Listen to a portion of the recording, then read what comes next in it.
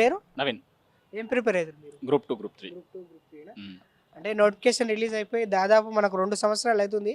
ఇంతవరకు ఎలాంటి ఎగ్జామ్స్ అయితే లాస్ట్ టైం కండక్ట్ చేసినట్టుంది. కానీ ఇంతవరకు ఎలాంటి రిక్రూట్మెంట్ ఏది లేదు. దాని గురించి ఏమంటారు మీరు? గత బీఆర్ఎస్ ప్రభుత్వం చూసుకున్నట్టయితే ఆ ప్రభుత్వంలో ఉద్యోగాలు కరెక్ట్ ఫిల్ కావాలని చెప్పేసి మనము విద్యార్థులు నిరుద్యోగులంతా కలిసి కాంగ్రెస్ ప్రభుత్వం గెలిపించుకోవడం జరిగింది.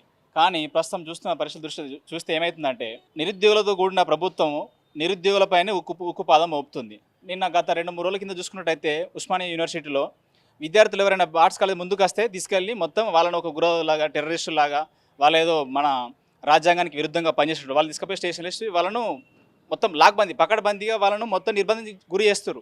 ఇదేనా ప్రజాపరిపాలన అంటే? ప్రజాపాలన అంటే ఇదేనా? ప్రజాపాలన కాదు ఇది. మొత్తం ఏంది దగులుబాజీ పాలన. కరెక్ట్ చెప్పాలంటే ఇక ఇంతకంటే దారుణమైన పాలన ఎక్కర్లేదు కావచ్చు. మీరు ప్రభుత్వం నిర్మించుకున్నదే నిరుద్యోగుల భుజాలపైన. నిరుద్యోగులు లేకపోతే ఈరోజు కాంగ్రెస్ పార్టీ అధోపాతాళానికి పోయేది. మీ పార్టీ అధోపాతాళానికి పోయేది. ఈరోజు మీరు వచ్చి అధికారంలో కూర్చున్నారు. దానికి ముఖ్య కారణం వాళ్ళు అందులో ఒక పాత్ర పోషించి బక్క జడ్సన్ అన్న. ఈరోజు జడ్సన్ అన్న గారిని గత 10 రోజుల నుంచి నిరాహార దీక్ష ఆమరణ నిరాహార దీక్ష జరిగింది. నిన్ననే నిమ్స్ హాస్పిటల్ నుంచి విడుదల జరిగింది కాబట్టి చూడడానికి రావడం జరిగింది. ప్రజెంట్ అయితే అంటే గత ప్రభుత్వంలో ఉన్న లోటుపాట్లను విత్ మొత్తం కౌంట్తో లెక్కలతో సహా అన్ని లెక్కలు బయటకు తీసిన జడ్సన్ అన్నను ఈరోజు ప్రభుత్వము సస్పెండ్ చేయడం జరిగింది. అంటే మీరు మీ ప్రభుత్వం నిర్మితం కావడానికి ఎవరైతే కృషి చేసిరో మీరు వారినే పార్టీ నుంచి బహిష్కరించడం జరిగింది. మళ్ళీ అప్పుడు అదే అన్న మీకు ఇవరగా మీ పరిపాలన కరెక్ట్ చూసుకొని చెప్తే మీరు వినే పరిస్థితులు లేరు. ఇదేంది నిజాం పరిపాలన కాలం లాగుంది. దీన్ని చూస్తే మీకు మీ పదవులపై ఉన్న వ్యామోహం నిరుద్యోగులపైన లేదు. ఇప్పుడు అశోక్ నగరు దిల్సుకున్నారు విద్యార్థులు వస్తారు అంటే ఎల్లకాలం ఇక్కడనే ఉండాలా? మీరు మాత్రం మీ ఉప ఎన్నికలు ఉంటే వితిన్ 6 months మీరు నిర్వహించుకుంటారు.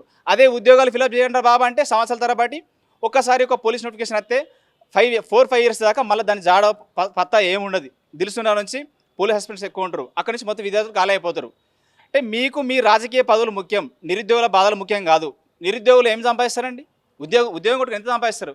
మీలాగా రాజకీయ నాయకులకు 1000 కోట్లు 100 కోట్లు మైండ్స్ రియల్ ఎస్టేట్ బిజినెస్ చేస్తారు. ఏమన్నా ఏం చేస్తారండి? ఎంత ఉద్యోగం చేసి ఎన్ని కోట్లు సంపాదిస్తారు? మొత్తానికైతే నిరుద్యోగులు మాత్రం ఈ ప్రభుత్వం మీద పూర్తి వ్యతిరేకంగా ఉన్నారు. ఇప్పుడు మన కంటిన్యూస్గా ఎగ్జామ్ జరుగుతున్నాయి, దానివల్ల మాకు ఇబ్బంది అవుతుంది అంటున్నారు కదా, ఏ విధంగా ఇబ్బంది అవుతుంది? ఇప్పుడు వాస్తవానికి చూసుకున్నట్టయితే డిఎస్సి ఇప్పుడు గురుకుల ఎగ్జామ్స్ 18th నుంచి స్టార్ట్ ఉన్నది. అదేవిధంగా 18th స్టార్ట్ అయితే మళ్ళీ అది డిఎస్సి ఒక 10 days ఏం జరుగుతుంది ఎగ్జామ్స్. అది జరిగిన తర్వాత 4-5 రోజులకే మళ్ళీ గ్రూప్ 2 ఎగ్జామ్ ఉంటుంది. అంటే ఇప్పుడు గ్రూప్ 2 రాసుకునేవాడు మళ్ళీ డిఎస్సి రాసుకోవద్దా? డిఎస్సి రాసుకుని గ్రూప్ 2 రాసుకోవద్దా? మీరు మాత్రం మినిస్టర్లు కావచ్చు, ఎమ్మెల్యేలు కావచ్చు, అన్ని పదవులు పొందొచ్చు. అంటే ఒక డిఎస్సి ఆస్పిరెంట్ మళ్ళీ గ్రూప్ 2 రాసుకోవడానికి అవకాశం లేదా? మీరు ఎందుకు అవకాశం ఇయ్యారు? మీకు ఒరిగే నష్టం ఏంది? మీకు జరిగే నష్టం ఏంది? ఏమైనా పైసలు ఖర్చు అవుతున్నాయి మీకు? ఏమన్నా ఉద్యోగాలు వేయడానికి మీకు ఏం నొప్పి? నాకు అర్థం కాదు. ఇట్లా అడుగుతున్నా, నేను బరాబర్ అడుగుతున్నా. మీకు ఏం నొప్పి? ఉద్యోగాలు పోస్ట్ వేస్తే మీకు ఏం నొప్పి? ఉద్యోగాలు వేస్తే ఏమవుతుంది మీకు? దానికి ఏమైనా పైసలు ఖర్చు అవుతున్నాయా? ఇప్పుడు గ్రూప్ 1 నోటిఫికేషన్ ఏ విధంగా అయితే 500 పోస్టులను 63 పోస్టులు పెంచి రీనోటిఫికేషన్ చేసిర్రో అదేవిధంగా గ్రూప్ 2 కానివ్వండి 3 కానివ్వండి ఇవి గ్రూప్ 2 పోస్టులను 2000, 3 పోస్టులను 3000 పెంచితే మీకు జరిగే నష్టం ఏంది? అంటే ఇప్పుడు ఎగ్జాంపుల్ మీరు వీళ్ళు ఏమంటారు, జాబ్ క్యాలెండర్ అంటారు. అది వేసేది ఏంది? ఆ దేవుడికి ఎరక మొత్తం మీదనైతే. ఒకవేళ జనవరి నోటిఫికేషన్ ఎత్తే మళ్ళీ ఆ ఎగ్జామ్ జరిగే వరకు నెక్స్ట్ 2025 దసరాకి ఎగ్జామ్ జరుగుతుంది.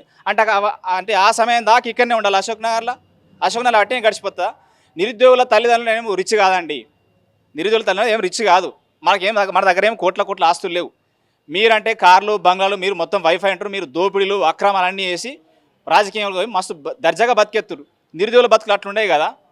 ఒక యాస్పిరెంట్కి వచ్చేసి అశోక్ నగర్లో కానీ తెలుసున్నారని నార్మల్గా ఒక మంత్కి వచ్చేసి హాస్టల్ ఫీజు 6000 ఉంటుందండి.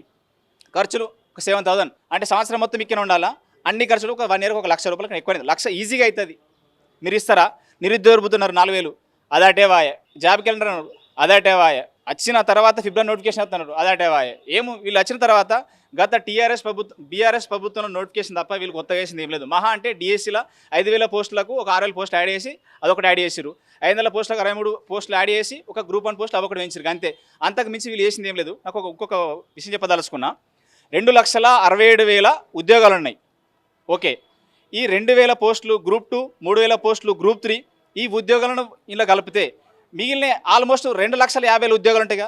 జాబ్ క్యాలెండర్కు 2,50,000 ఉద్యోగాలు ఉన్నాయి. నువ్వు గ్రూప్ 2, 3 అదేవిధంగా డిఎస్సి పోస్టులు మెగా డిఎస్సి 25,000 పెంచినంత మాత్రాన నీకు ఒరిగే నష్టమేం లేదు. అంటే ఏంది?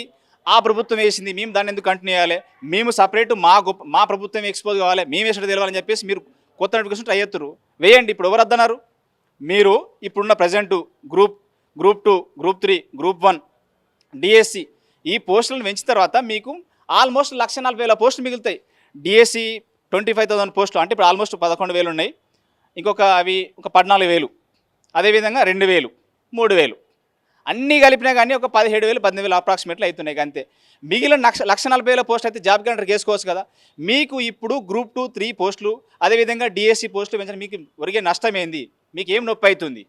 ఒకవేళ పోస్ట్ ఇట్లా పెంచి జాబ్ క్యాలెండర్ ఇదంతా రిలీజ్ చేయకపోతే మీరు ఏ విధంగా ఉద్యమిస్తారు? ఇప్పుడు ఇప్పటికి కూడా ప్రస్తుతం నిరుద్యోగులు అయితే అసంతృప్తి వ్యక్తం చేస్తారు. చలో ఢిల్లీకి అందరు నినాదం ఇస్తారు. రాహుల్ గాంధీ ఇంటి ముందు పోయి ధర్నా చేసే కార్యక్రమం ఉన్నది నిరుద్యోగుల పక్షాన. జరుగుతుందని చెప్పేసి అనిపిస్తుంది. ఏది అంటే ఉద్యోగాలు ఇస్తుంది, 2 లక్షల ఉద్యోగాలు ఇస్తా అని చెప్పేసి అన్నారు కదా, అదంతా జరుగుతుందని చెప్పేసి అనిపిస్తుంది. చూడాలి. ఇక వాళ్ళు ఇస్తారో ఏదో వాళ్ళకి తెలవాలి. ఇక ఉన్న ఉద్యోగాలు ఫిలప్ చేయడానికి చచ్చిపోతుండు. 2,67,000 ఉద్యోగాలు నేట మొత్తం. జనసేన దగ్గర మొత్తం కౌంట్ ఉంది అండి, మొత్తం ప్రెస్ డేటా మొత్తం ఉన్నది. ఏ శాఖలో ఎన్ని ఉద్యోగాలు ఉన్నాయి ప్రతి డేటా ఉంది అన్న దగ్గర. మేము నిరుద్యోగ అశోక్ నగర్ ఉండి అన్నను పరామర్శించడం కష్టం మా నిరుద్యోగుల పక్షాన.